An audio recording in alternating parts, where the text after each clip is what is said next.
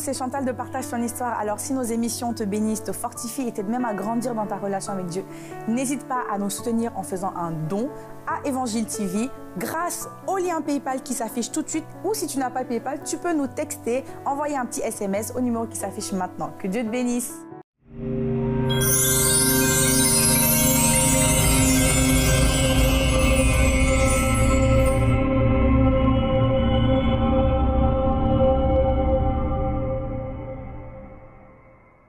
Bonjour et bienvenue dans notre émission Partage ton histoire. Il existe plusieurs types d'addictions, les addictions à la drogue, à l'alcool, au jeu d'argent. Mais aujourd'hui, nous allons nous attarder sur l'addiction au sexe. Cheryl va nous partager son histoire.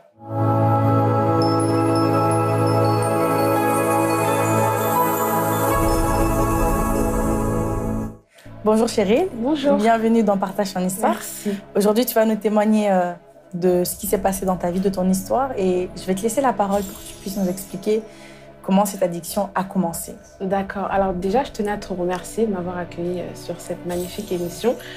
Je vais commencer déjà dès petite, dès bébé en fait. Je suis née dans une famille où j'étais beaucoup attendue. J'étais une fille... ma mère, elle a fait que des garçons. Et ils voulaient absolument une fille, en fait. Et du coup, il y a eu 2 garçons avant moi. Du coup, j'ai été la fille qui a été vraiment attendue. C'est pour ça que je m'appelle Cheryl, d'ailleurs, parce que je suis la petite fille chérie. Ah, d'accord. Donc, j'ai été vraiment... dès que je suis née, j'ai vraiment... Toute l'attention était vraiment portée sur moi. J'ai une grande famille. Et j'avais énormément d'attention, en fait, sur moi. J'avais vraiment énormément d'attention. J'étais super proche de mon père. J'étais même jalouse de ma mère. Dès que mon père s'approchait de ma mère, etc., à ce point. J'étais super proche de mon père, etc., de mes frères, ma mère aussi. Mais j'étais vraiment beaucoup proche des garçons de ma famille. Et je sais que mon père voyageait beaucoup, en fait. Il allait dans mon pays natal, en fait, la Centrafrique. Et donc, il voyageait beaucoup et super longtemps. Donc, il faisait vraiment des voyages où il restait 6 mois là-bas, etc. Et ça m'avait vraiment affectée, ça m'avait vraiment touchée dans le sens où je me suis comme sentie vide, en fait. Je me suis comme vraiment sentie vide, etc. Tu avais plus cet amour paternel. Exactement, en fait. Je me suis vraiment sentie vide. Et comme j'ai commencé à grandir, c'était vers 4-5 ans, mes frères, ils me portaient moins d'attention quand j'étais bébé. Voilà, ils s'occupaient moins de moi, etc. En fait, je me suis vraiment sentie comme si... ça y est, Cheryl, elle est grande maintenant. Abandonnée. Ouais, voilà, exactement. Il n'y avait pas la rupture de ce cordon-là. Exactement, en fait. Je ne comprenais pas pourquoi on me laissait comme ça, surtout que j'étais la plus petite. Je me disais, mais attends, on doit me regarder, je suis là. Et je ne sais pas, c'est dû à quoi. Jusqu'à aujourd'hui, je ne sais pas c'est dû à quoi, mais depuis toute petite, j'étais vraiment curieuse sur les choses des adultes, donc le sexe. J'étais vraiment curieuse, en fait. Je me demandais vraiment comment ils font des enfants, comment ça se passe, etc. Après, c'est vrai que, quelque part, quand on grandit, à l'école, on voit des images, le zizi, la zézette. Et je pense qu'on est tous un peu curieux de savoir comment ces choses se font, comment on fait les bébés. Quand on regarde des dessins animés, on se pose la question. Moi, je me rappelle, il y avait un dessin animé de Tom Tom et Nana où ils parlaient de comment faire les bébés avec le papillon, je ne sais quoi. Mais c'est vrai qu'on est quand même curieux et parfois, on est exposé à ces choses-là assez tôt. On voit des choses.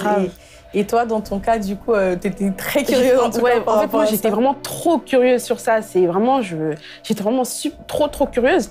Et donc, je sais que ça a dû commencer vers l'âge de 7-8 ans, où j'ai vraiment commencé à aller sur des sites, etc., des sites pornographiques. Ouais. J'ai vraiment commencé à aller sur des sites pornographiques. Comment tu les connaissais? Comment tu savais que ça existait? Je me souviens que j'étais sur l'ordinateur, en plus familial, et j'ai juste tapé sexe. Et je suis partie sur un site comme ça et j'ai commencé à regarder. C'est tellement accessible, c'est abusé. C'est trop accessible. C'est trop accessible, c'est vraiment trop accessible. Et même à la télé, par exemple, à la télé, le soir, vers 1h du matin, il y a certaines chaînes où il y a des scènes comme ça où je m'arrêtais dessus, etc.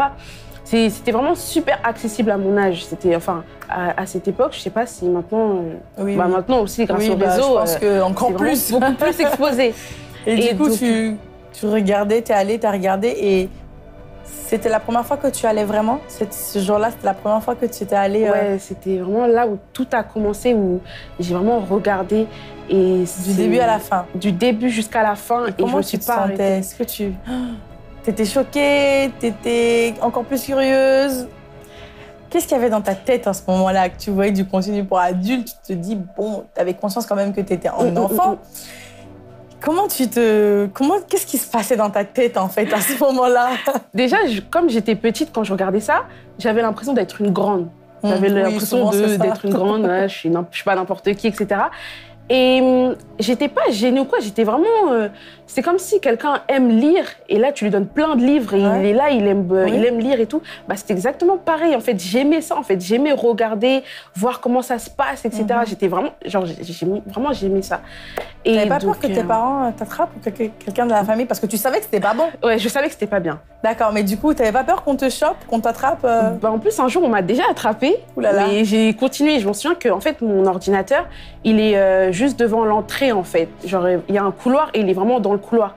Et je me souviens qu'un jour, je regardais et j'étais là, j'étais à fond dedans. Et il y a ma mère et mon frère qui sont rentrés des courses.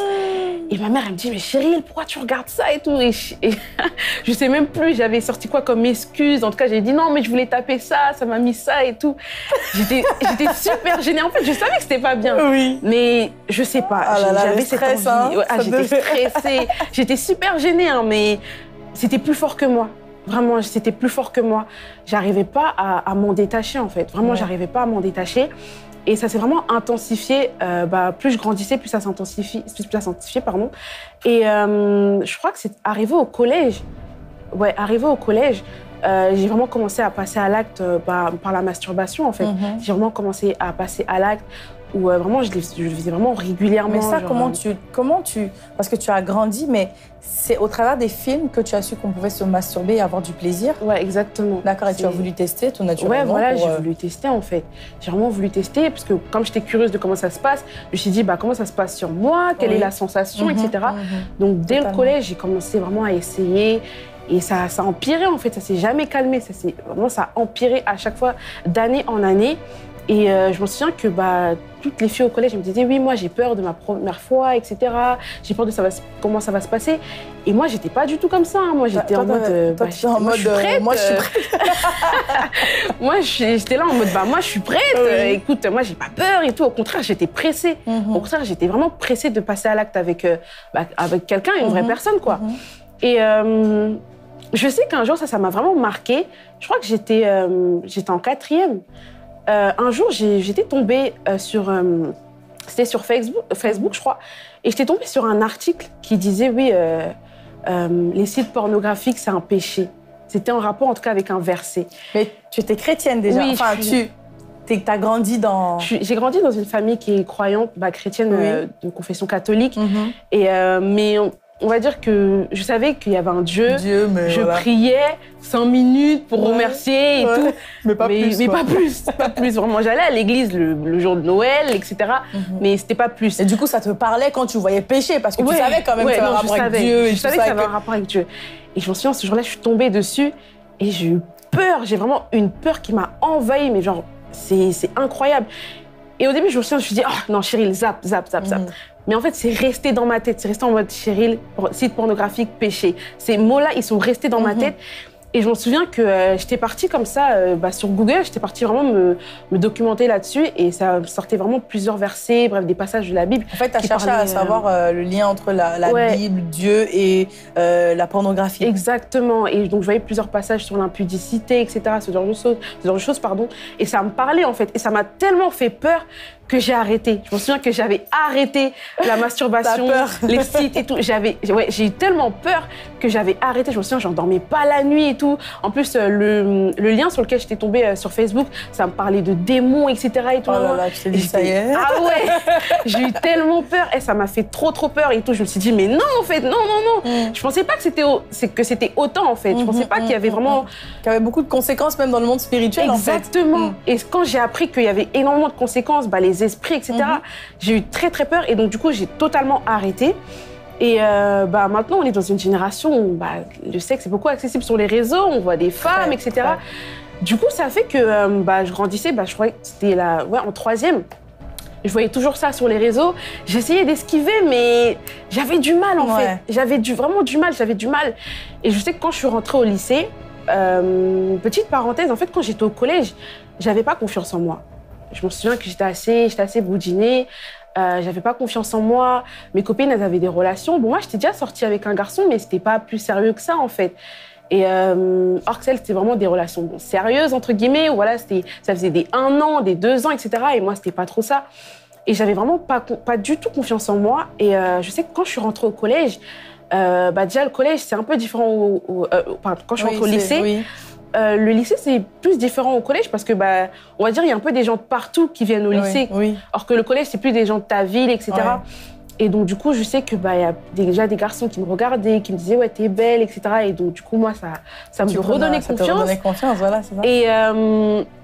Et je sais que, quand je suis rentrée au lycée, j'ai commencé à reprendre tout ce qui est site pornographique, etc. Pas la masturbation, mais tout ce qui est site pornographique, j'ai commencé à reprendre. Et est-ce que tu en parlais avec une de tes amies ou est-ce que tu étais dans un groupe où...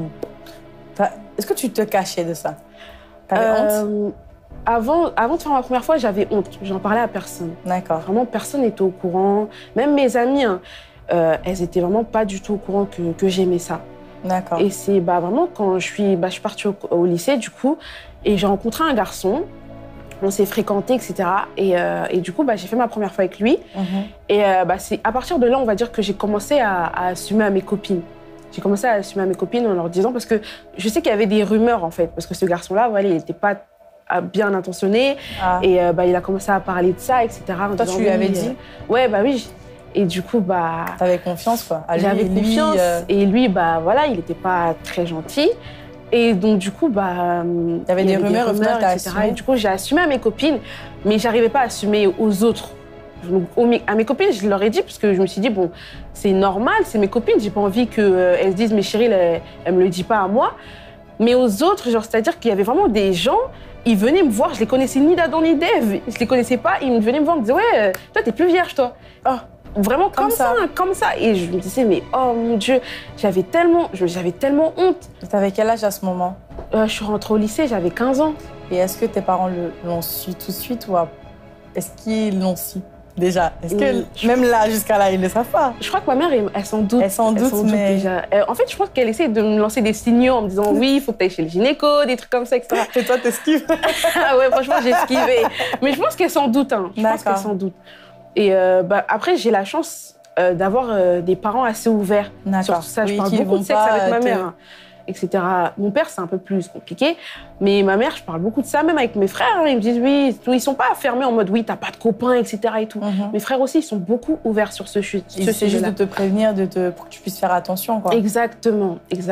Et donc, du coup, je reviens quand j'étais au lycée, du coup. Donc, hormis que mes parents, ils étaient super ouverts dessus, etc. En fait, j'arrivais à en parler librement à mes proches, mais le fait que les autres savent, ça me dérangeait. Ouais. Ça me dérangeait. Et du coup, malgré ça... Et du coup, au lycée, comment ça s'est passé? Est-ce que t'avais honte? Comment tu vivais la chose? Franchement, j'avais vraiment honte. Je sais que à cette période, au lycée, j'avais perdu 8 kilos en 1 mois. Oh non! J'avais perdu 8 kilos en 1 mois parce que j'étais angoissée. J'étais angoissée à l'idée d'aller au lycée, d'affronter toutes ces insultes, etc. Les gens ne m'insultaient pas, venaient pas comme ça en face de moi, mais ça pouvait être sur les réseaux, ou des fois, il y a des gens que je connaissais qui n'étaient pas forcément mes amis, qui me disaient « Ouais, Cheryl, on m'a dit ça sur toi, etc. » Et tout. Et tout ça, en fait, c'était une pression sur moi qui... Waouh, c'était tellement lourd. C'était quelque part du harcèlement aussi. Ouais, c'était vraiment du harcèlement parce que c'était...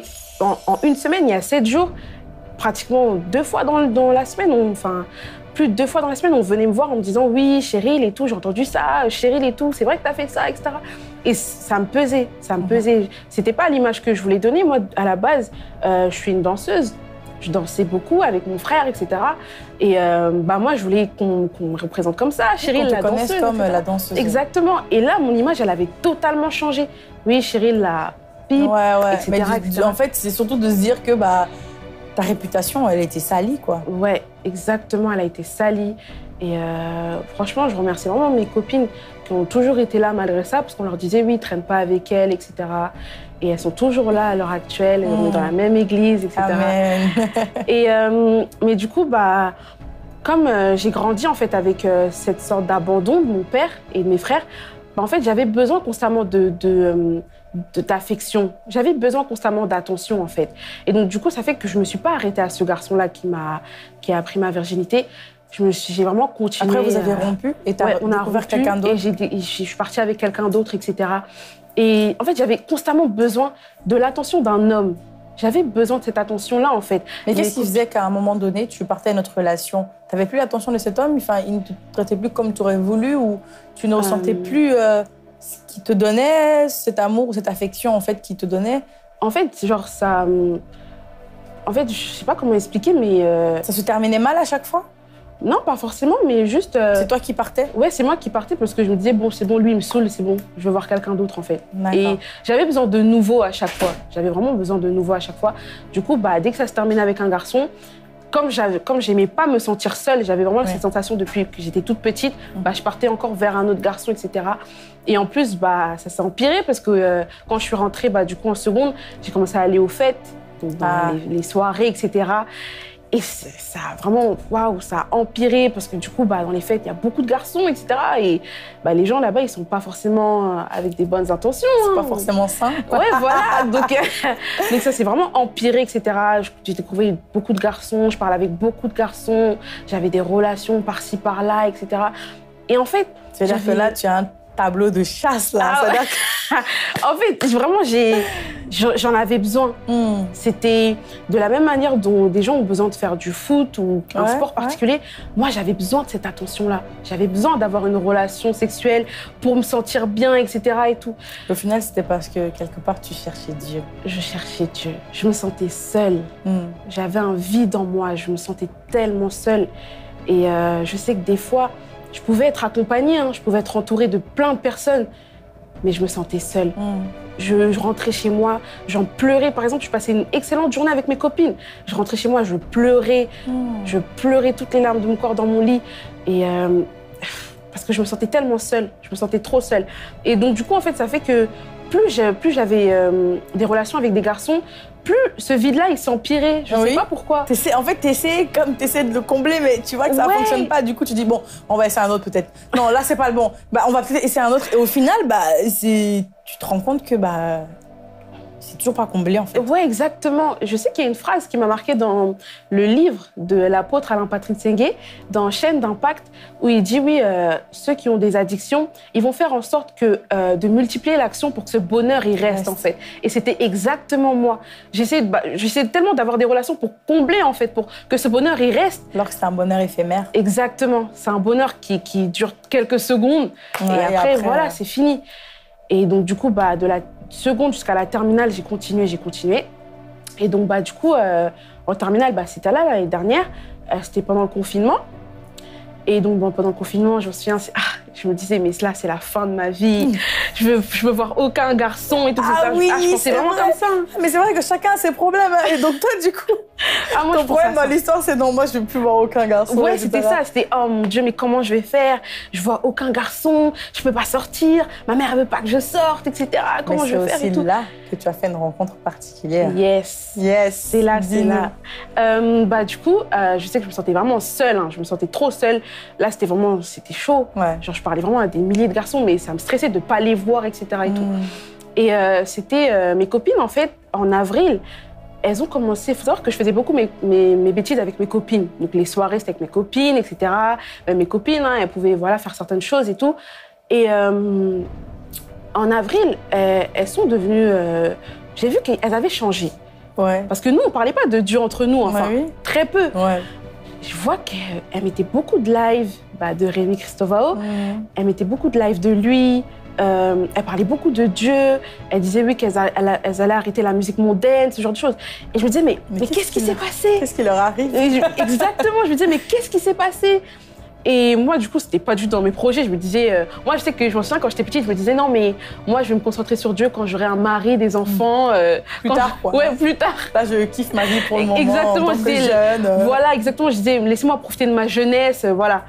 Et je voyais, en fait, le fait que là, ce soit directement tes copines à toi qui sont touchées, ça m'a touchée, en fait.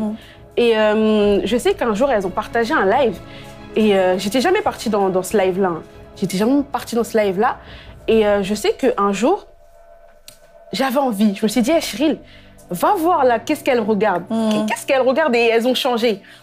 C'était le 9 mai 2020, c'était un live de Rémi. La date. Ah, c'était la date précise. Et c'est là où il s'est passé quoi? Et c'était le live de Rémi, Christopher et Cospiel. Et je me souviens que je suis rentrée dans le live, du coup. Donc, j'ai commencé à écouter. Et j'ai commencé à pleurer toutes les larmes de mon corps. En fait, je ne sais pas ce qui s'est passé, hein, mais j'ai des frissons rien que d'en parler. Alléluia. Mais j'ai commencé vraiment à pleurer. En fait, c'est comme si je sentais qu'il y avait quelqu'un qui m'aimait par-dessus tout.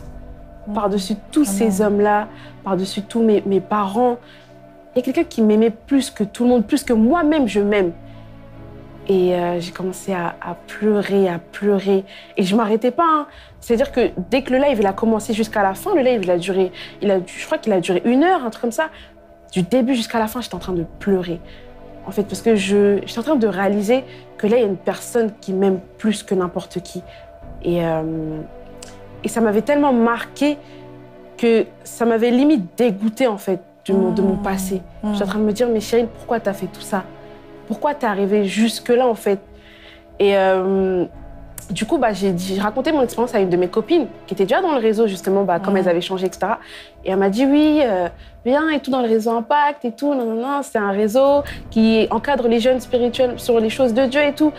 Et du coup, moi, je me disais, bon, vas-y, ok, je vais rentrer, je vais voir. Du coup, je suis rentrée dedans et tout, etc. Ça s'est très bien passé. Je me souviens, à chaque réunion d'hier, je pleurais parce qu'on prophétisait sur moi et tout, etc. Wow. On me disait, oui, chérie, Dieu t'aime beaucoup, etc. Et je me souviens, à chaque fois, je pleurais parce que je me disais, mais...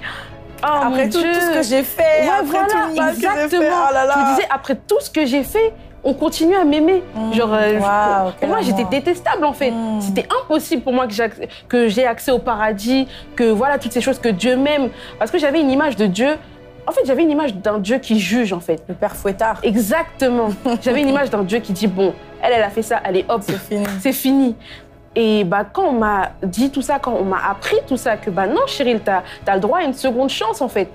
Ça m'a vraiment changée, ça m'a vraiment bouleversée. Et donc, c'est à quel moment que tu as décidé vraiment d'accepter Jésus? D'accepter Jésus. Seigneur, là, je te suis, c'est bon. J'ai compris, je laisse tout derrière et je te suis là. Je sais que du coup, le 9 mai 2020, c'est ce jour-là où j'ai fait le live. T'as dit, ouais. Mais donc, j'avais fait ma prière de repentance et tout. Mais comme j'ai dit, j'étais une danseuse, en fait. Et donc, ça veut dire que tout ce qui est musique mondaine, etc., c'était compliqué. C'était super compliqué. Du coup, en fait, j'ai essayé d'arrêter. Hein. Je sais que il y avait la première semaine de juin, où on a fait une semaine de jeûne et prière, où je m'étais donné un défi où je me disais, bon, chérie, de 6h à 18h, comme tu manges pas, t'écoutes pas aussi de musique mondaine. Genre, essaye vraiment de faire les deux en même temps, tu vois. Et je me souviens que ça s'était super bien passé. Genre, ça m'avait pas manqué, la musique mondaine, hein, ça m'avait pas du tout manqué. Mais dès que cette semaine de jeûne, elle s'est finie, je suis retombée dedans. Je suis retombée dedans, etc. Aussi, entre-temps, je voulais fêter mes 18 ans, en fait. Parce que je me souviens, ma mère, elle m'a dit, oui, Cheryl, c'est à ton bac. Fête tes 18 ans, fais une grande fête comme tu veux et tout. Ouais. Et moi, c'était mon rêve. C'était mon rêve de faire une grande fête, etc. et tout. Du coup, je me souviens que je savais, en fait, au fond de moi, que c'était pas la volonté de Dieu que je fasse une grande fête comme ça. Avec une fête mondaine, quoi, avec l'alcool et tout. Je savais que c'était pas la volonté de Dieu, mais j'ai l'impression que j'arrivais pas à combattre contre ça. J'avais vraiment cette impression-là. Et du coup, t'as fait la fête? Du coup, je l'ai fait. Ok. Du coup, je l'ai fait. C'était une grande fête. Mes copines, elles ont ramené des influenceurs, etc., pour me faire une surprise, etc. Ouais. Donc, c'était vraiment une grande fête, qui s'est faite chez moi, du coup. Et après ça? Et après ça, du coup, en fait, on va dire tout cet été, de juillet jusqu'à septembre, j'étais vraiment dans le monde. Je me souviens que même, j'avais plus de relations quand, dû au confinement, etc. Mais dès que, en août, j'avais encore une relation avec un garçon, etc. Et en fait, je me suis rendu compte que j'étais chrétienne, mais je me suis rendu compte que ce vide-là, il revenait. Je me suis dit, non, chérie, c'est pas bon. Non, c'est pas bon. Là, c'est pas bon. Ouais. T'es chrétienne, t'as accepté Jésus dans ta vie, mais t'as l'impression que rien n'a changé parce que t'es retombée dedans. Non, c'est pas bon. Et donc, du coup, je me souviens que j'arrivais vraiment pas à sortir du monde. J'arrivais pas à sortir du monde. J'arrivais pas à prendre la décision de sortir du monde. Et je sais que il y a eu plusieurs semaines de jeûne qui sont passées, dont une en novembre qui m'a vraiment marquée, en fait. Qui m'a vraiment marquée. Et ce jour-là, j'ai fait une prière. J'ai dit à Dieu, dégoûte-moi du monde. En fait, je veux vraiment, là, Que ce soit la danse, la musique, les garçons, dégoûte-moi du monde, en fait. Parce que là, l'amour que tu m'as donné, aucun amour, personne ne peut me donner cet amour. Je me suis vraiment rendu compte de ça. Je me suis dit, mais en fait, je veux même pas l'amour de quelqu'un, d'un homme. Je veux juste le tien. Amen, et je savais que pour avoir seulement le tien, fallait pas que j'accepte les autres. Il fallait que tu fasses une séparation. Exactement. En fait, soit Dieu, soit le monde. Exactement. Et je sais qu'il y a un verset. Ah là là, ce verset-là, il m'a traumatisée. Allez, vas-y, dis-moi. C'est le verset Apocalypse 3,16 qui dit ainsi car tu es tiède. Ni chaud, ni froid, ni bouillant, je te vomirai de ma bouche. Ce verset-là. Oh, dès que j'ai entendu ça, my God, il y a quelque chose dans mon cœur qui s'est passé. Je me suis dit non, je peux pas. En plus, je sais que mon père spirituel, Rémi Christophe, du coup, il prêchait beaucoup. Il disait, il avait fait une semaine de jeûne où il disait oui, c'est pas possible d'avoir un pied à l'extérieur et à l'intérieur, etc. Il faisait beaucoup des phrases qui, en fait, ça me parlait directement, en fait, ce genre de phrases. Et je sais que en novembre, j'ai dit non, j'ai pris cette décision en fait. Wow. J'ai vraiment prié pour ça. Et c'est vraiment avéré étrange parce que j'étais vraiment dégoûtée en fait. Mais c'est ce que tu as demandé, non? Ouais, voilà, c'est comme ça que nous, on demande des choses à Dieu et après quand ça arrive, on dit ouais, mais c'est étrange quand même. C'est étrange. C'est vraiment ça parce que ça s'est fait super vite. Je sais que tu t'y attendais à ce que ça prenne plus de temps. Exactement, je me suis dit bon, voilà, je vais supprimer toutes les musiques mais je vais aller réécouter sur YouTube. Mais pas du tout. Le soir même, j'étais là en train d'adorer. Le lendemain, en fait, ça me manquait pas du tout. Vraiment pas du tout. Et du coup, voilà, c'est vraiment ce jour-là, en novembre, où j'ai pris la décision d'arrêter. Et j'ai vraiment arrêté le monde, les garçons, tout. Là, la masturbation. Ça y est. Je suis libre. J'ai rencontré Alléluia. Jésus. Et vraiment, c'est la meilleure des décisions de toute ma vie, en fait. Waouh, gloire à Dieu. Merci beaucoup pour ce témoignage. Ça montre que peu importe l'addiction dans laquelle on est tombé, même celle au sexe, Dieu est capable de nous délivrer. Et la réalité, c'est que il faut chercher à comprendre justement pourquoi on est addict. Grave. Et la plupart du temps, c'est parce qu'on cherche quelque chose en fait derrière cette addiction, un certain plaisir, un certain bonheur, mais qui n'est qu'éphémère. Or, le bonheur que Dieu donne, il est permanent jusque dans la vie éternelle. Amen. Et c'est pour ça en fait qu'il faut pas vouloir seulement s'attacher aux choses du monde. Ces choses-là vont passer, mais de se dire là, je suis avec Dieu et je veux pas justement m'éloigner du Seigneur en faisant autre chose, en aimant les choses du monde, parce que c'est incompatible. C'est ça. La Bible dit que c'est incompatible. Soit c'est l'amour de Dieu, soit c'est l'amour du monde, en fait. Et dans notre cœur, on ne peut pas être divisé, en fait. Vraiment. Il faut vraiment qu'on choisisse véritablement. Et ce qui est bien, c'est que Dieu nous aime malgré tout, en fait. C'est ça qui est tellement merveilleux, c'est que Dieu ne nous rejette jamais.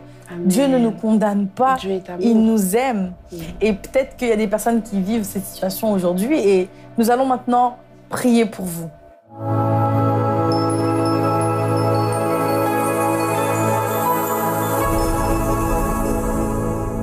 Nous allons prier pour vous, vous qui passez peut-être par cette situation-là, de la dépendance affective, une addiction au sexe ou même une addiction quelconque. Je crois réellement que Dieu est capable de vous délivrer et nous allons prier ensemble pour vous. Prions. Père éternel, nous te prions, Seigneur, pour toutes ces personnes qui nous regardent aujourd'hui, Seigneur, qui sont dans les chaînes de l'addiction, dans la captivité au nom de Jésus. Nous prions, Seigneur, maintenant qu'ils puissent être totalement libres, que ton sang, Seigneur, vienne casser et briser toute chaîne dans leur vie au nom puissant de Jésus. Que toute emprise, Seigneur, que tout esprit qu'il y a derrière cette situation-là, Seigneur, que toute emprise démoniaque soit brisée maintenant au nom puissant de Jésus. Je déclare, Seigneur, que tu puisses venir maintenant combler, Seigneur, ce vide, Seigneur. Attire-les à toi, afin qu'ils puissent, Seigneur, se rencontrer, ouvrir les yeux, Seigneur, que c'est de toi dont ils ont besoin, Seigneur. Nous prions que quelque chose d'extraordinaire se passe dans leur vie, au nom puissant de Jésus. Amen. Amen. Peut-être que tu me regardes aujourd'hui et que tu ne connais pas Dieu, tu ne connais pas Jésus, ou du moins tu n'as pas de relation personnelle avec lui. Lorsque tu laisses la place à Dieu dans ton cœur, il vient faire un nettoyage. Et il vient t'apporter ce bonheur et cette paix et cette joie que tu recherches. Aujourd'hui, tu peux prendre la décision d'ouvrir ton cœur et de recevoir Jésus comme ton Seigneur et Sauveur. Tu peux décider aujourd'hui de naître de nouveau et d'avoir ce salut et de la vie éternelle que le sacrifice de Jésus te donne. Tu peux fermer les yeux là où tu es et répéter cette prière à haute voix si tu veux naître de nouveau et faire partie de la famille de Dieu. Tu peux dire, Seigneur Jésus, aujourd'hui, je t'ouvre mon cœur. Je veux changer de vie. Je te reçois et je t'accepte comme mon Seigneur et mon Sauveur. Délivre-moi, libère-moi totalement. Je crois que tu es le Fils de Dieu et que tu es mort pour mes péchés. Aujourd'hui, je deviens une nouvelle créature, une nouvelle personne. Merci d'avoir pardonné tous mes péchés. Au nom de Jésus. Amen. Amen. Amen, amen, amen. Gloire à Dieu. Félicitations à toi et bravo. J'aimerais te dire que ta vie ne sera plus jamais la même. Amen. Laisse l'amour de Dieu entrer et se manifester. Tu l'as accepté maintenant. Fais-lui confiance pour qu'il puisse t'aider à passer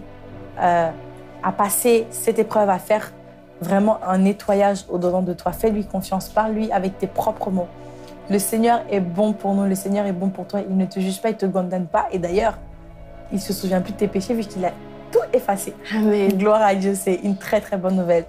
Merci beaucoup Cheryl pour ce témoignage. Si vous aussi vous avez une histoire à partager, n'hésitez pas à me contacter sur ma page Instagram. Et je vous remercie d'avoir suivi cette émission et on se retrouve pour un prochain épisode où on partage son histoire.